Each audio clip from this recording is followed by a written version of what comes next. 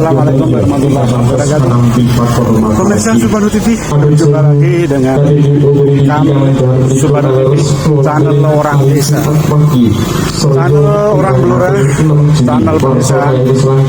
Pemirsa semuanya akan saya ajak untuk menghadiri pengantinan di Jogokrowo, Kecamatan Dapak, Kabupaten Blora, yang saat ini sudah dimulai untuk serah terima lamaran.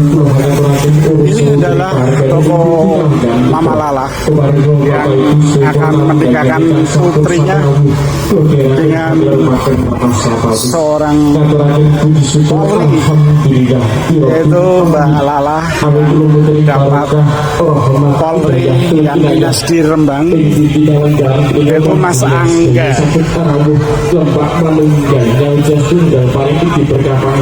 Kita masuk saja.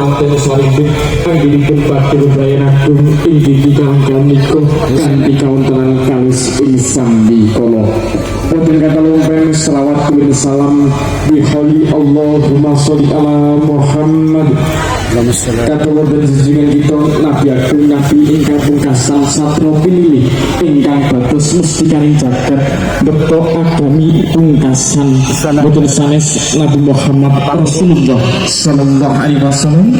Mugi pangajapan jenengan sedaya benjing wonten yaumil akhir tansah pikantuk safatipun mugi-mugi agami dados umatipun amin amin ya rabbal alamin. Bapak Ibu para kagum liwali putri ingkang satu dadi lernoken wonten urut surjering bahargan kaping kemanten inti tiga menika ingkang sampun karancang karacik kabobo dening promongso ingkang jujur kaliyan jalanipun sori nambaran kanthi agni Pancasila kanthi kapermaniti liwasan umul kitab suratul al-fatihah sareng-sareng putri nuwun sewu nyuwun pangapunten punjuk dumateng sedaya pandangan ingkang sampun sami rawuh ambuk bilih wonten ingkang sanes kapitayan utawi sanes agami Islam panjenengan sedaya kasuwun paringi diberkah pangestu piturut kapitayanipun panjenengan sowan-sowan Allah hadiriyah fi syafaati wa rasulillah bi barakatil yaumul al-fatihah.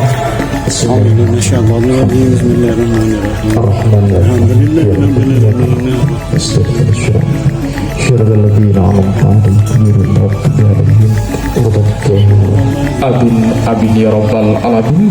Katuraken dening panuwun ingkang tang pepindhan punjuk dumateng Bapak Ibu sedaya pandangan ingkang sampun kersa rawuh ugi paring iki berkah pangestu ugi lampahipun bahagia titikan menika bangsa putri tidak sampai lurus putri keparing saderengipun calon temanten saringgit ana tepi lampahipun upacara adat anenggi ijab kabul akad nikah saha panggih kemanten ing kalangkan niku keparing saking pamundhutipun keluarga kemanten badhe ngawontenaken lampahipun upacara pasrah long pinampi langkung prombiyen wonten atur pasrah saking calon kadang pisan kinasih anggih keluarga Bapak Jasmudi Saringpit Ibu Suyatmi ing titikan niku badhe katuraken ingkang rumateng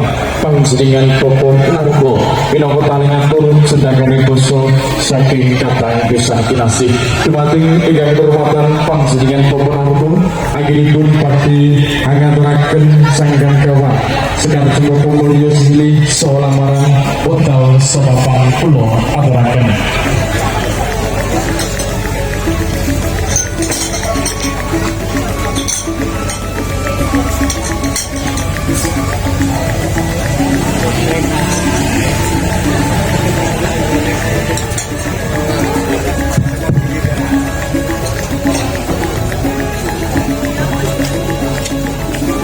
Assalamualaikum warahmatullahi wabarakatuh. Para pepundhen, para sepuh pilih sepuh ingkang agung mas putih dumateng pepayonan kautaman ingkang pantes pinuli. Dumateng panambating praja satriyane nagari mingka pandam pandhoming kawula tasih ingkang kula hormati. niki Bra Ageng Baraya Wirayata Baraya Wiratamtama para sentana para purna karya praja ingkang maha luhur dharma dumateng para alim para ulama ingkang rinten dalu tansah sumandhing kitab suci wahune ilahi pinangka panuntun kiblating panembah ingkang satuwuning budi dumateng panjenenganipun Bapak Tarmidi ingkang mengkugati ingkang tansah kula hormati sangjaning para wenggah kakung Semawana putri ingkang bahaginurmata iri penggan prasaja punika namung saderengipun kawula ngaturaken posing gati langkung rumiyin kawula ngaturaken puji kawan syukur wonten ngarsa Gusti Allah ingkang Maha Agung ing wekdal punika saged kempal manunggal netepi darmaning agesang wonten madyaning bebrayan agung punika mugi Gusti Allah tansah paring suka basuki rahayu ingkang sanepi ginayuh mboten kekilapan shalawat sarta salam ugi kunjuk dumateng junjungan kula lan panjenengan sami nggih punika Nabi Agung Muhammad Rasulullah sallallahu alaihi wasallam ingkang kawula tenggo-tenggo syafaatipun saking donya ngantos dumugi akhirat bijang amin Allahumma amin sangjaning para enggah kakung Semawana putri ingkang katinurmatan mugia tinebena tulak sarek limpato ing deduka kawula mambung wonten ngarsa panjenengan sami karana kula pini angka kalih lajengaken pirembagan antawasipun Bapak Jasmuri kaliyan Bapak Tarmidi gumulunging tekad kang nyawiji hangkrakat tekan balung apisah daging arenggang bebasan ngembun-ngembun ing enjang aji Jawa ing sawonten dodok lawan dodok latar ngaturaken upakati miwah lamaran wondene upakati ingkang awujud sanggan saha majemuk ing pangajap dadosaken raketing kadangan saha pasederekan boten pisah salami-laminipun ingkang adhedhasar agami Islam ing tanah Jawi punika salajengipun kawula mugi dawuh saking panjenengan Bapak Jasmuri inggih punika masrahaken calon pinangganten Taruna ingkang asli silih Mas Angga wondene calon temanten punika kalau serahaken dhumateng panjenenganipun Bapak Tarmidi supados dipun gunawentah miturut adat widi-widana ingkang sampun sinengken dening para pinisepuh ing tlatah mriki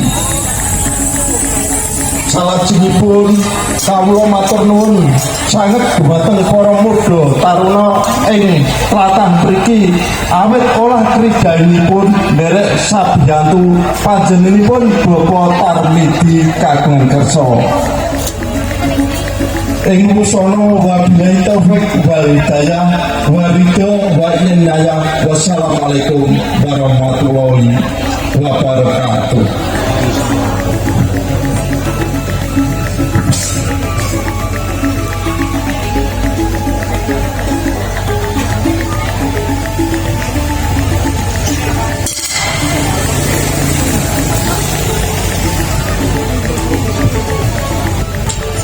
terjemahan Arni Abdul Paramdi saking keluarga dan Bapak Tarmidi saring Ibu Sundari ikan pada kateraken jadi panjenengan dengan hormatan Bapak Haji Minarti Untal Somapan Lo Aparakan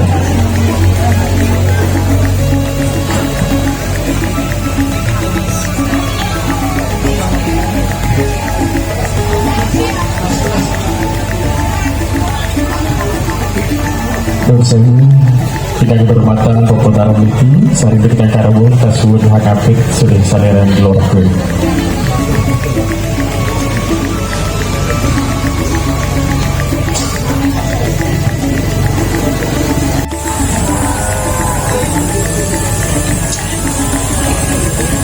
Assalamualaikum warahmatullahi wabarakatuh.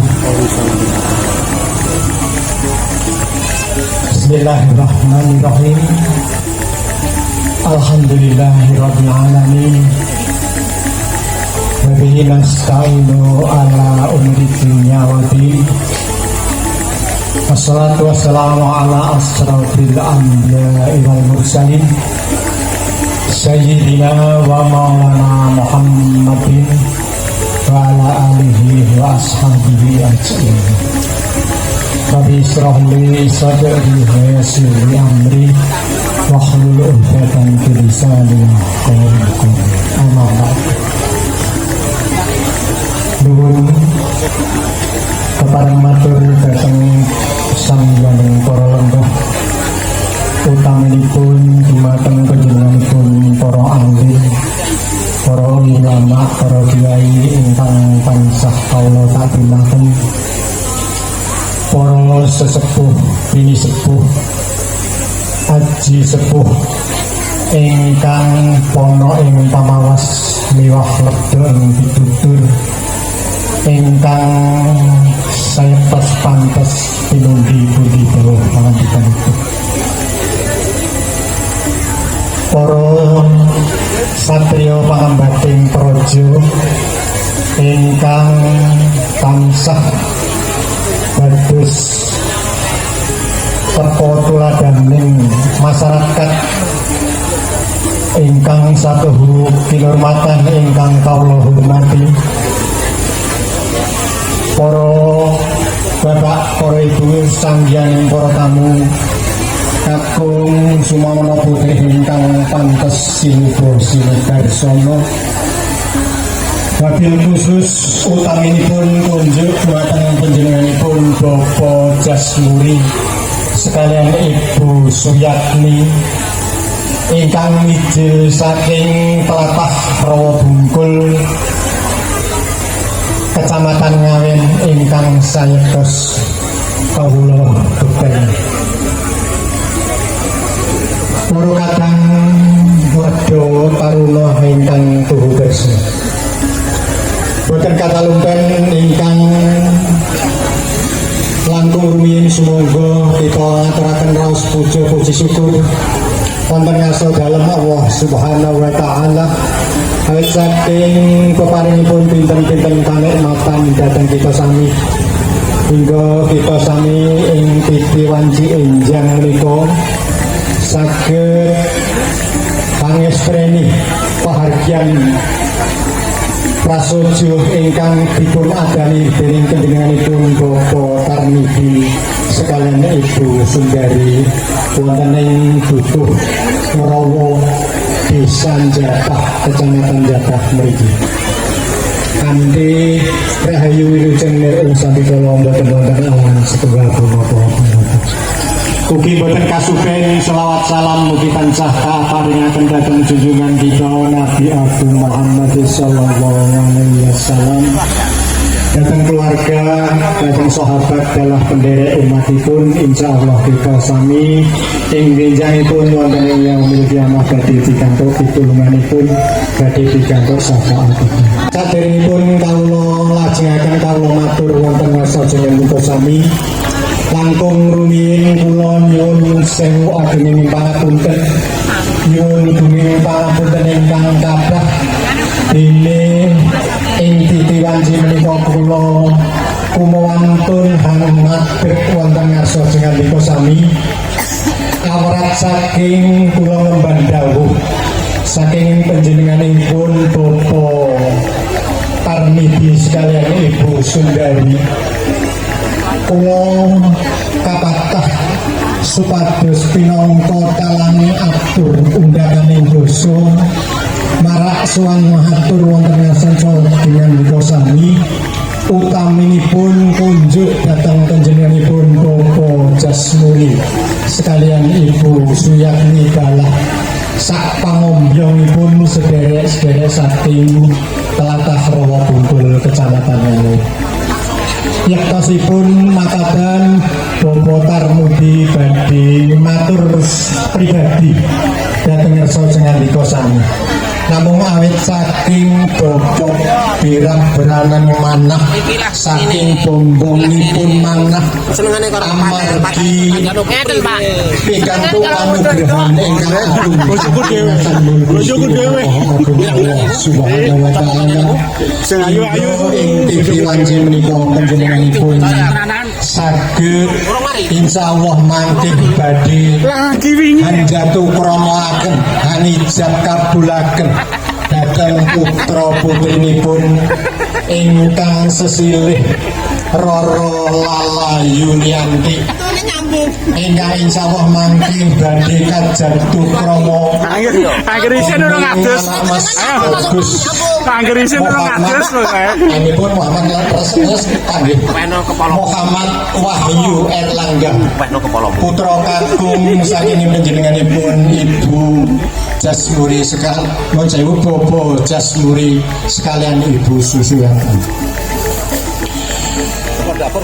Pramila saking menika sepindah kula pinangka wakilipun Bapak Tarmidi sak keluarga wonten ing tlatah Japah mriki ngambali ngaturaken sugeng rawuh dhateng sangyaning para lawuh para renggah sedaya lan nyuwun kasekecakna ingkang anggenipun pinarak kanthi sekeca kanthi mardika manah sanajan to swasananipun kirang nyekecakaken awit swasananipun panas boten makaten awit saking menika panjenenganipun keluarga Bapak dari nyuwun goreng samudra paesan ingkang nomor kalih Bapak Tarmidi sekalian Ibu Sundari ngambali nyuwun ageng samudra paeksani awit saking sedaya kekirangan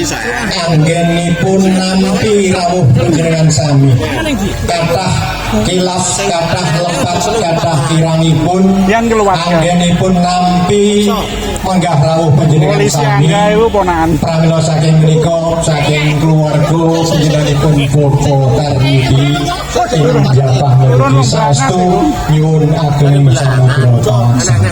Bayang gawe iku Salajengipun kala wau saking keluarga Bapak Jasmuri sekalian Ibu sampeyan kono. Suyatmi Sampai ingkang lumantar diping panjenenganipun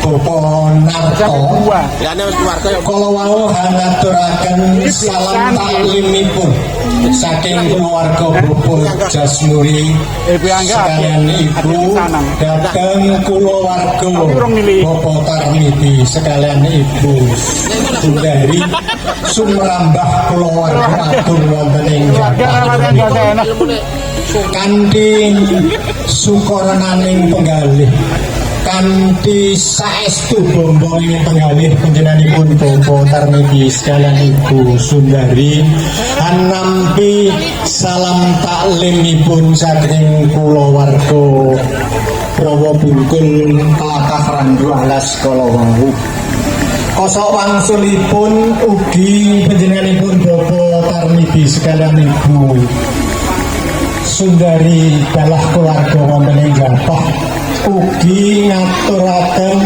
salam taklimipun kunjuk panjenenganipun Bapak Jasmuri sekalian Ibu sumrambah dhateng kulawarga agung Rawa Bungkul kanthi panyuwun kanthi kairingan panyuwun dhateng ngarsanipun Gusti ingkang Maha Agung mugi-mugi tansah karahariksan kawilujengan kasarasan kasarewira dhateng panjenenganipun Bapak Jasmuri sekalian Ibu Suyatmi dalah kulawarga agung. Amin. Ingkang salajengipun kala wau panjenenganipun Bapak Narto pinangka sulesarya saking Bapak Jasmuri dalah kulawarga agung saking Rawa Bungkul ugi hamasrahaken hamaringaken awujud pisang setangkap janji suruh dalah ubo rampe sanesipun pinangka tali asih bebrayan. Tali asih bebrayan anggenipun sami-sami bebesanan antawisipun kulawarga Bapak Jasmuri kaliyan kulawarga Agung Bapak Tarmidi wonten ing Jabah mriki. Lan keluarga Agung Jabah mriki saestu damel mongko kemanah damel remening manah. Namung nuwun sewu duka panjenenganipun Bapak Tarmidi sekalian ibu dalah kulawarga boten saged asung lelimpuh punapa-punapa awit saking sedaya peparing panjenengan kala wau, namung sedaya kala wau kapasrahaken dhateng ngarsa dalem Allah Subhanahu wa taala. Ugi-ugi peparing panjenengan sedaya kala wau pikantuk lelimpuh ingkang langkung ingkang malangkung kathah saking ngarsanipun Allah Subhanahu wa taala. Amin. Bapak Ibu samiyaning para lenggah kados namung menika ingkang kawula aturaken pinangka sulih sarira kalang atur undhakaning basa saking Bapak Tarmidi dalah keluarga ing Jabah. Tidak malih Bapak Tarmidi sekalian Ibu Sundari kathah kekirangan lan kelapatanipun anggen nampi rawuh panjenengan lan samudayanipun boten pun sengaja boten pun jarak nggih namung mekaten kegiatanipun Bapak Tarmidi sekalian Ibu anggenipun saged dipun nampi rawuh panjenengan sami. Ugi boten katalunten kula pribadi ingkang pinangka talang atur undhakaning dosa, ugi kathah cicir jaweteng rembag kula ingkang handamel boten renaning penggalih panjenengan sami pawantu-wantu kula nyuwun lumunturing sih pangapunten. Kula cekapi makaten akhirul kalam billahi taufiq wal hidayah.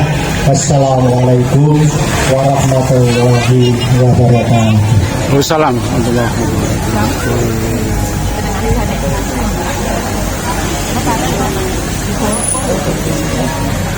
Kemarin kalau saya kira lagi agar pasrah yang ditampil wujud simbolis. Kemarin kata misalnya dikasih kasbun agar terakhir wujud itu seserang simbolis. Kemarin saya tidur apa berapa? Jadi kata dikasih sebuah foto video tadi dengan wujud saking Kecamatan Blora Kota Kabupaten Blora Kasbun saged beraken atau rasa lengkap kanthi cara simbolis. Ugi katakan jenengan atur dumateng ingkang terhormatan panjenengan Bapak Petugas Kantor Urusan Agama Kecamatan Jabah Kabupaten Blora katakan sekirawuh sekepinana sekelilinggan menerima tanpa hingga jangsang terus radio. Ugi samanggi teman-teman saripit hapus bersama paripurna anggenipun Bokar Busono ini tujuh sebagai saking keluarga Aquarium Elias bareng kasur saking pijeraken barang kemanten saripit tujuh selalu jadi bisa sono dijaga berkelawi akadika seperti kurang kemanten saripit pakaian putih harga kali lampai pun upacara dijaga berkelawi akadika untuk izin berikut kemarin tidak kehormatan Pak Jadi